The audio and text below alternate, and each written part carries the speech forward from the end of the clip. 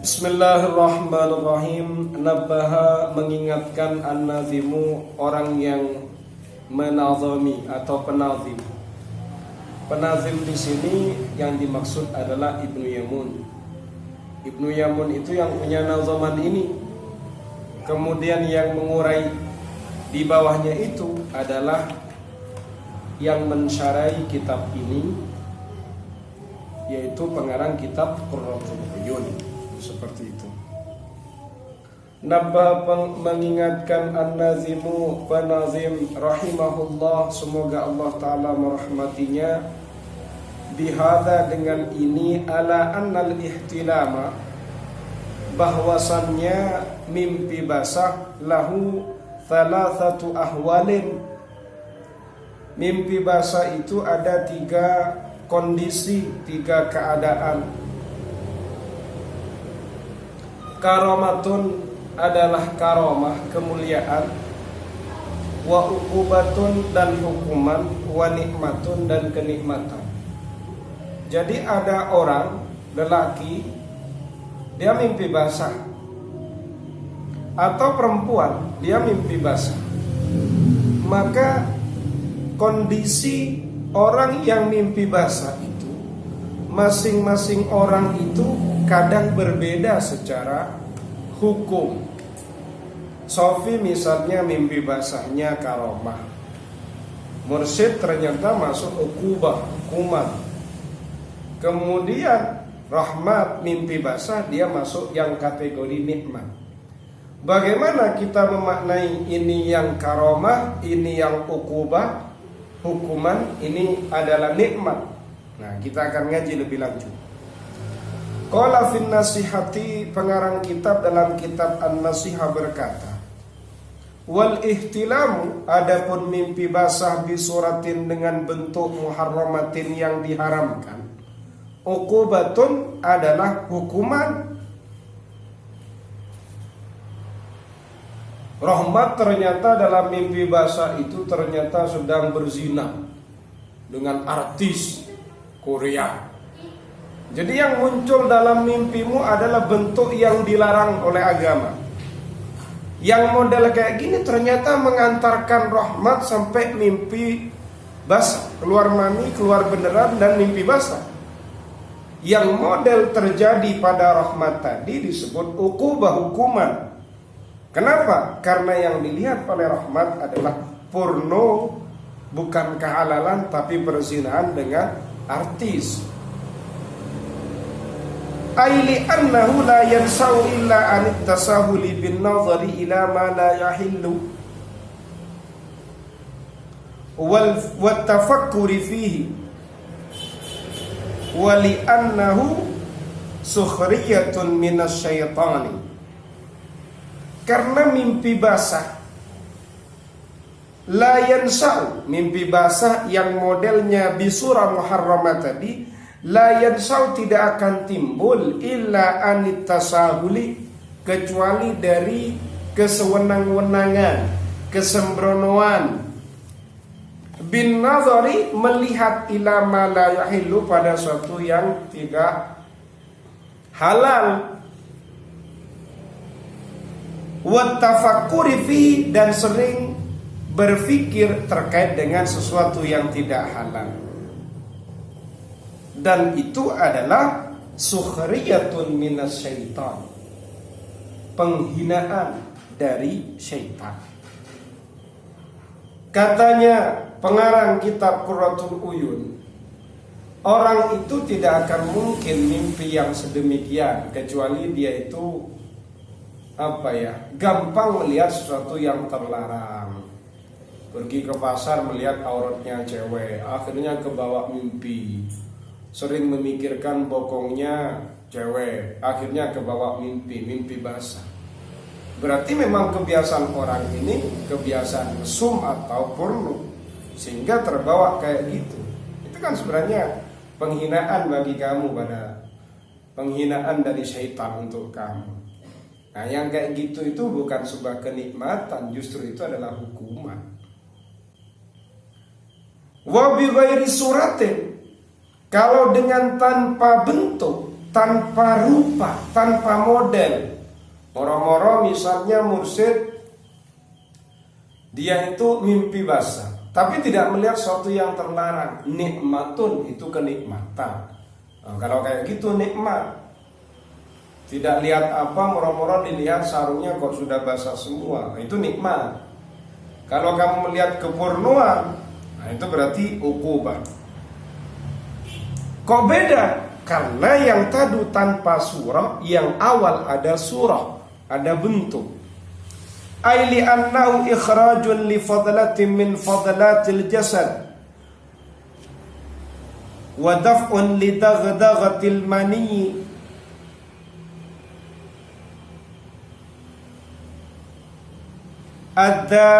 ad-da'iyati lisyahwati wa li annahu yuhsalu bihi thawabul ghusli, yakni karena dalam mimpi tadi yang tanpa bentuk tadi, tanpa ada gambaran, tanpa ada melihat kemesuman tadi, itu sebagai bentuk pengeluaran pada sesuatu yang lebih dari tubuh ini. Spermanya sudah numpuk berlebihan, akhirnya keluar dengan model mimpi basah tapi tidak melihat kepurnuan. Dan itu adalah semacam bentuk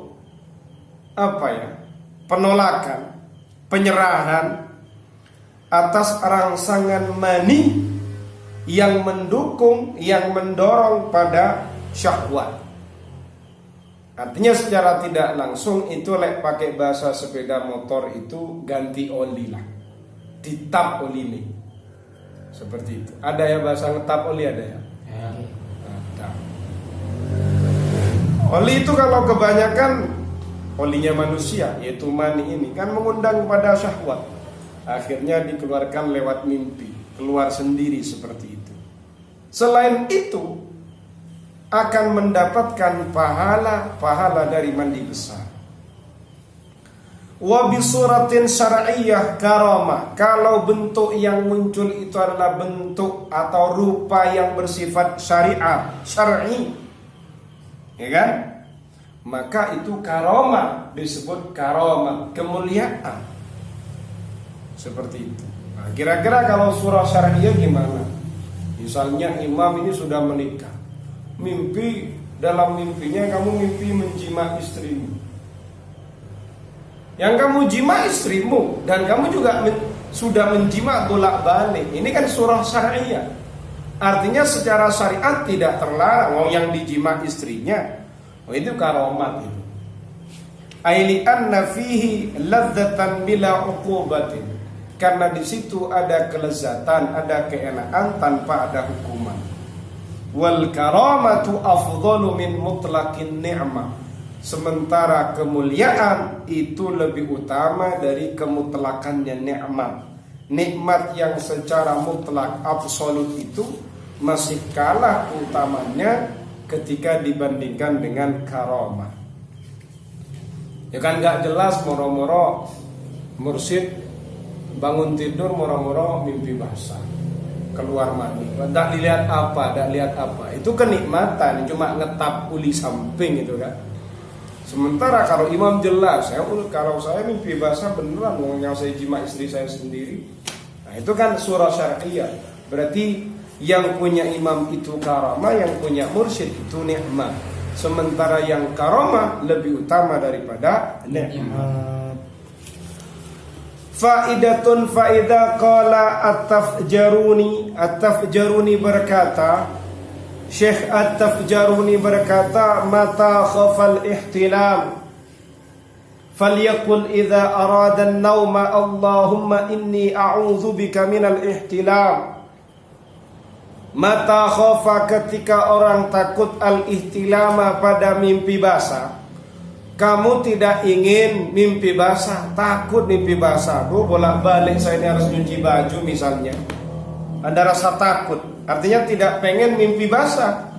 Falyaqul, hendaklah berdoa, idza arada nauma, jika ingin tidur, Allahumma inni a'udzubika minal ihtilami wa a'udzubika ayyal'aba syaitanu bi fil yaqadhati wal manami thalatha marratin, 3 kali.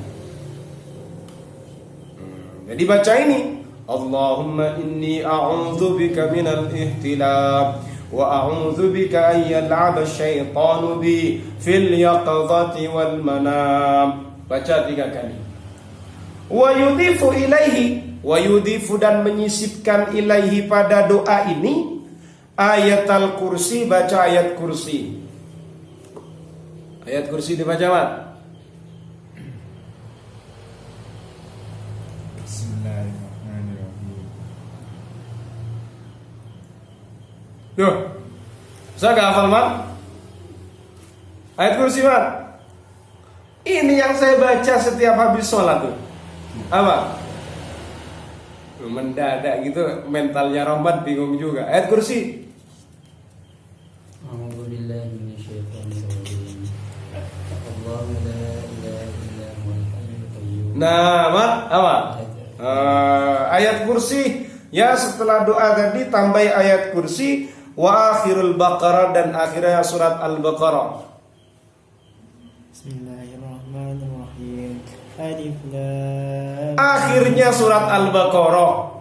Lillahi ma fis samawati wa ma fil ardi, wa in tubdu ma fi anfusikum aw tukhfu yuhasibukum billah wa yaghfiru liman yasha'u man yasha'. Tuh. Terus. Terus. Mana yang akhir? La yukallifullah. Yang akhir. La yukallifullah. Hah? Biasanya nikah itu yang di Saya minta akhir, kok di sini akhir. La yukallifullah. Hah? La yukallifullah nafsan illa Nah, wus'aha. gimana ini?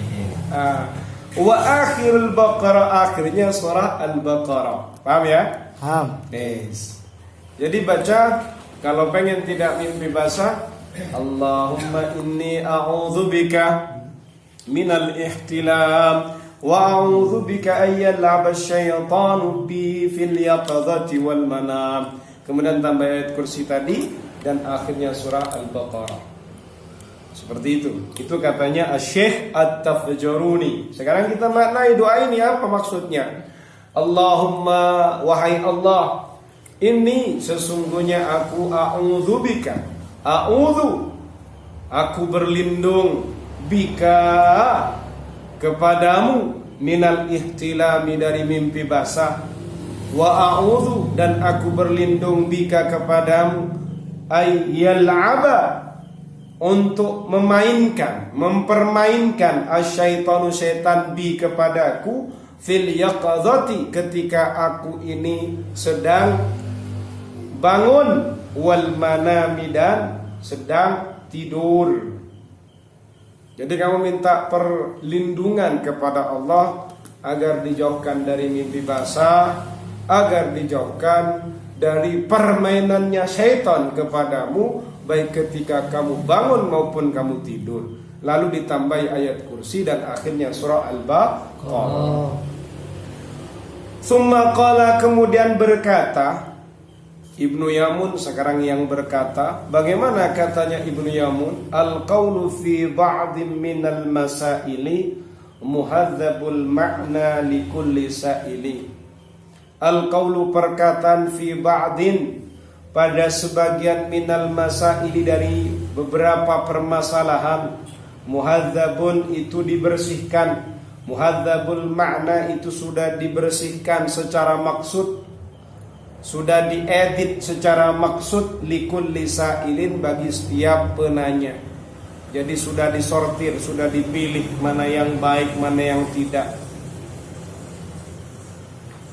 Zakara fi hadhi tarjamah, dalam terjemah ini Ibnu Yamun menjelaskan ba'dal masaili, pada sebagian beberapa permasalahan, al-muta'alliqati, yang berhubungan bin nikah, dengan nikah. Permasalahan yang dimaksud itu apa? Min adabin, berupa tata krama,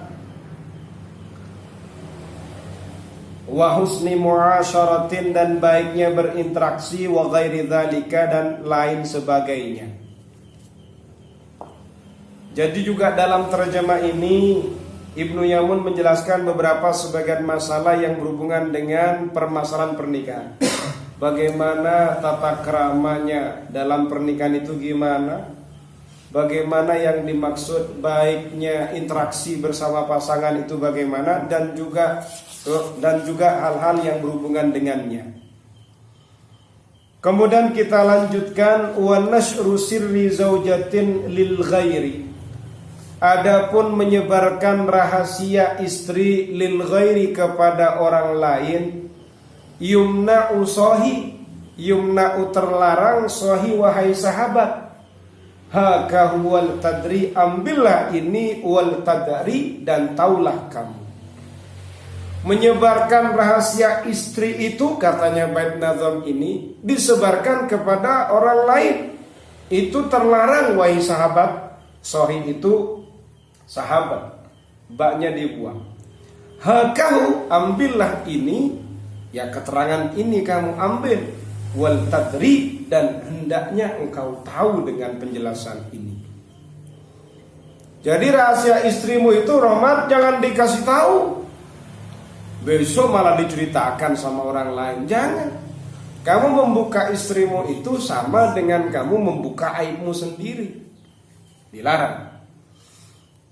Akhbara, menginformasikan rahimahullah Ibnu Yamun rahimahullah, annahu, bahwasannya yumna'u tercegah, terlarang, likullin bagi setiap satu, minaz zawjaini dari suami istri, ayyuf syiya sirral akhar, untuk menebarkan, membeberkan, menyingkap rahasia yang lain. Maksudnya bagaimana? Masing-masing suami atau istri ini tidak boleh menyingkap satu dari keduanya. Yang suami tidak boleh menyingkap rahasia istrinya, yang istri tidak boleh menyingkap rahasia suaminya. Begitu masing pasangan ini. Li ghairihi, kepada orang lain. Li anna dzalika amanatun, karena hal itu adalah amanah. Wajib hifdzuha, menjaga amanah. Wa auratun, dan itu juga aurat. Yajibu satruha, wajib untuk menutupinya. Itu amanat, Rahmat. Istrimu adalah amanat. Rahasia yang dimiliki istrimu juga amanah. Itu kepercayaan dari istri untuk kamu. Kamu tidak usah beber, tidak usah cerita ke orang lain. Dan itu adalah auratmu.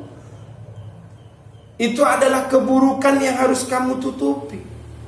Aurat itu kan sesuatu yang ditutupi, itu sebenarnya kan keburukan atau sesuatu yang menjadi nilai celah ketika dibuka.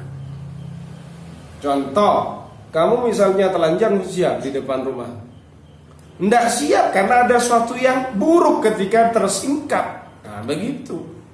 Itu aurat, rahasia istri, rahasia pasangan, aurat, tidak boleh dibeberkan keluar. Walima warada, dan karena ada sesuatu warada yang sudah datang. Warada ini terdapat keterangannya, begitu. Minal wa'idis syadidi, berupa ancaman yang dahsyat. Kalau wa'dun janji, kalau wa'idun ancaman. Fi dzalika, dalam hal itu, selain harus kamu jaga, kamu tutupi, juga ancamannya dahsyat, Rahmat. Qala fil madkhal, dalam kitab al-madkhal dijelaskan. Wa yang bagi, seharusnya, lahu idza ijtama'a bi ahlihi, wa yang bagi lahu, seharusnya bagi suami, idza ijtama'a bi ahlihi, jika ia sudah berkumpul dengan istrinya, wa kana bainahuma ma kana, wa kana ada bainahuma, antara suami dan istrinya, makana, sesuatu yang ada.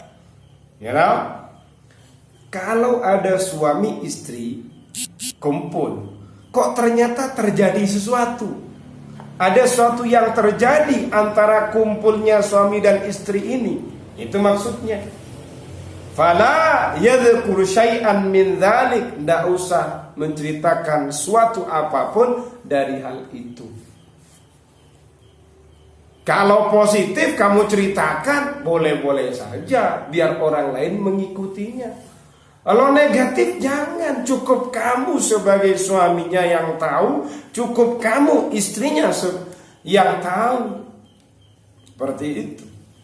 Misalnya Sofi melihat dari pernikahannya kok ada aib istrinya, nggak usah dibuka. Istrinya juga melihat kamu ini ada sisi kurangnya misalnya, juga nggak usah dibuka. Misalnya katanya istrinya, Sofi ini misalnya ada buntutnya misalnya, itu kan aib itu kan. Nah, istrinya juga nggak usah cerita ada buntut ada apa ini, kan itu aib aurat kan begitu. Kalau yang baik boleh nggak diceritakan? Boleh. Tujuannya apa? Ya biar tujuannya karena kebaikan, biar orang lain menirunya. Yang jelek-jelek jangan. Sudah cukup kamu yang tahu, pasanganmu yang tahu, nggak usah dibeber ke yang lain. Kasihan. Ketika kamu menyingkap, sebenarnya juga menyingkap kamu, menyingkap kebodohan kamu. Gimana ini kok bahagia dengan menceritakan aib istrinya? Kan goblok dia kan, begitu kan? Loh, orang dengan husuknya menceritakan aib istrinya kan goblok sebenarnya dia kan. Dia tertawa dengan bajunya sendiri. Ya ini loh baju saya jelek sekali deh kan ya. Saya ini tadi nggak mandi. Kok heran ini goblok kan orang ini kan? Begitu. Paham ya?